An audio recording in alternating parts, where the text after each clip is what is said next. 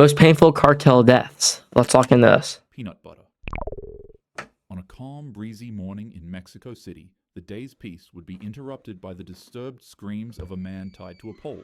But you're probably wondering how he got here in the first place.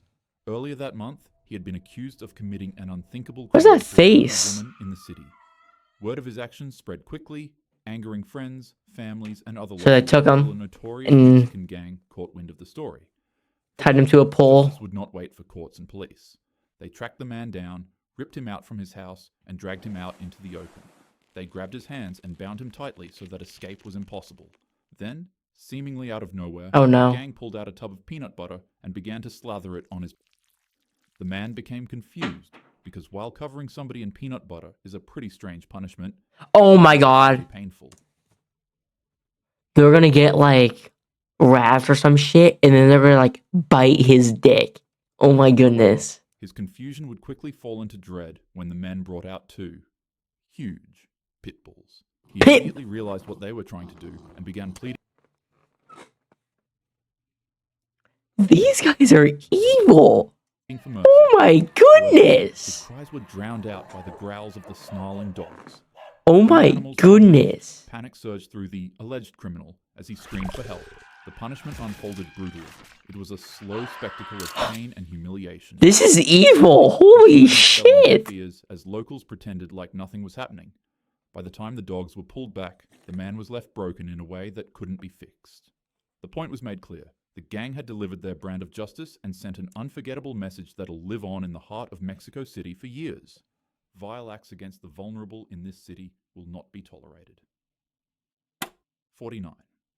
On May 12th, 2012, a man in Cadereyta, Jimenez decided to step out of his home for a quick beverage. The evening was warm and calm. It was the kind of night... Did he get kidnapped by the cartel? Why though? As the man walked along the highway... Okay, what is he doing now? Long shadows across the road. Out of nowhere... Okay, now this is his fault. Why are you walking in the middle of the damn highway? ...log just lying to the left of the pavement. He barely paid it any mind, stepping past it. Moments later, he saw another one, then another. Just stop going. Turn back. A nauseating stench that clung to the air. The smell was strong enough to stop the man from walking any further. Confused, he decided to inspect the objects. He crouched closer. Is it like the result of... shapes in the dark. What at first looked like a bunch of discarded stick bundles on the highway slowly revealed themselves as something far more horrifying than expected. Were they like limbs? The man recoiled in terror. They weren't logs. They were human bodies. 49 bodies scattered across the road. They were men and women, stripped of their dignity. 49? Their heads, hands, and feet. The music was so precise and brutal that it was nearly impossible. Okay, how do you not notice? I get it's dark, but you have to have a brain. You have to at least have a sense of smell. How do you not how do they look like logs? Did they like get their arms and like basically grab them to like all together that looked like a log? What the fuck? Tell who they once were. Some of the people were stuffed into plastic bags and others dumped carelessly onto the roadside. The man's breath quickened as his mind Just got bodies. the scale of what he was. Did they get him too? A sense of dread swept over him as he realized he had stumbled upon a... In that moment, the silence of the night felt oppressive. The road transformed into a grotesque stage of terror. Later, authorities would confirm what many feared. This was the work of Los Zetas, one of Mexico's most violent cartels. The bodies were left as a chilling message in an ongoing war for control of smuggling routes into the United States. By dawn, the site was swarmed with police and soldiers with their flashlights cutting through the dark as they... My hair is awful right now. Officials were able to arrest the perpetrator of the tragedy, Daniel Jesus Elizondo Ramirez, more formally known... Might have got life. Might. Just one of many atrocities that happen in Mexico because of wars like these. And if there's one thing that's true about these conflicts, it's that the innocents will always be the ones who have to pay. May their souls rest in peace. The Ghost Rider Incident. Yup. The CJNG is one of the most powerful and dangerous cartels in Mexican history. The United Cartels is a coalition that was formed in opposition to their control. And on a sweltering afternoon deep in cartel territory, a notorious man known as the Ghost Rider, in allegiance with the United Cartels, would find himself in the grip of one of Mexico's most... What was that animation? You see, was that a kidnapping? A peculiar name from his horrific reputation. He was known for setting his victims ablaze and leaving them out in the open to be discovered. However, Now that he was captured and surrounded by the CJNG, his fate became sealed long before cameras even started rolling. This cartel was not content with simply eliminating a rival. They wanted to carve a message into the eyes of each and every one of their enemies, and in their eyes, Ghost Rider's nickname provided the perfect stage for humiliation. The camera I was doing that, what? as members of the cartel mocked the moniker he had carried. And then Who animated this? they doused his Oh face my god. and struck a flame. What followed was a spectacle designed not just to eliminate, but to terrify. The man's face ignited in an instant. Flames began dancing across his skin, consuming the man's head until it became unrecognizable. What? Bound and helpless, his muffled cries pierced the silence as the cartel stood by, watching. And they He laughed. could no longer see, and his head now resembled nothing but a skull. But horrifically enough, Jeez. he was still screaming. This time, How? paired with his nickname that once gave him power in the criminal underworld, had Is that where they got Ghost Rider a from? barbaric joke. The man had literally become the Ghost Rider, just in a very wicked sense. The video of the savagery spread across the dark corners of the internet, where CJNG often showcased their brutality. They And for those who fucking stumbled upon filmed it. The sight was unforgettable. A man was transformed into a symbol of suffering and humiliation, and that symbol would unfortunately outlast his legacy. The bowl incident. Panic surged through the city. Uh-oh. Word spread of the grisly. Apparently this one's one of the worst ones yet.